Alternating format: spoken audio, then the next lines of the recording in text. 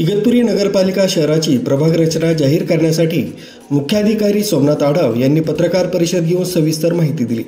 याप्रसंगी शहरातील ज्येष्ठ पत्रकार पोपट गावांदे, वाल्मिक गावांदे, राजू नेटावटे, संदीप कोतकर, गणेश घाटकर, शैलेश पुरोहित, विकास काजळे आदी उपस्थित होते। पत्रकार परिषदेत प्रभाग रचनेची सविस्तर माहिती पत्रकार बांधवांना देण्यात आली।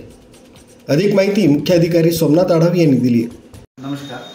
इगतपुरी नगरपालिकेची प्रारूप प्रभाग रचना नुकतीच आपण काल प्रसिद्ध केलेली आहे। यामध्ये पूर्वी आपले 18 सदस्य होते, आता 21 सदस्य झालेले आहेत। पूर्वी 9 प्रभाग होते, आता आपले 10 प्रभाग झालेले आहेत।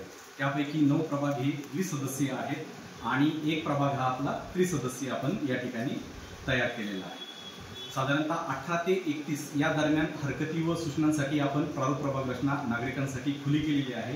नगरपालिकेची वेबसाईट असेल, नगरपालिकेचं कार्यालय, आपण या ठिकाणी संपूर्ण प्रारूप प्रभाग रचना प्रसिद्ध केलेली आहे। तरी नागरिकांनी काय त्याला संपूर्ण प्रभाग रचनेचं अवलोकन करून जर आपले काही हरकती व सूचना असतील तर त्या विहित वेळेत नगरपालिकेत आपल्या आवक जावक विभागामध्ये त्यांनी द्याव्यात। निश्चित त्यावरती काय त्याला प्राधान्याने विचार केला। यावेळेस सदस्य संख्या वाढलेली आहे, प्रभागाची संख्या 1 ने वाढलेली आहे।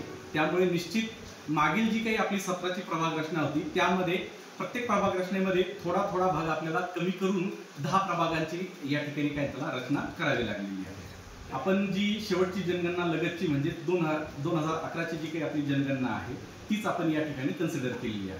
सदस्य संख्या निश्चित झालेली आहे, त्या अनुषंगाने 21 पैकी 11 महिलांसाठी आपल्या सीट असणार आहेत आणि त्याचबरोबर 5 ह्या एससी साठी आहेत, 2 एसटी साठी आहेत आणि बीसीसी साठी आपल्या 6 जागा या ठिकाणी आपण निश्चित केलेल्या आहेत। परंतु कुठल्या वार्डामध्ये कुठलं आरक्षण असेल याबाबत अजून सविस्तर सूचना जशा प्राप्त होतील त्यानुसार आरक्षणाची सोडत काढून आपण त्याला घोषित करणार आहोत। नगराध्यक्षाच्या बाबतीत अजून डिटेल गाईडलाईन्स काय त्याला शासनाकडून प्राप्त नाही आहेत, त्या जशा प्राप्त होतील त्यानुसार पुढील कार्यवाही काय त्याला या ठिकाणी प्रस्तावित केली। राजू देवळेकर, न्यूज 7 मराठी, इगतपुरी।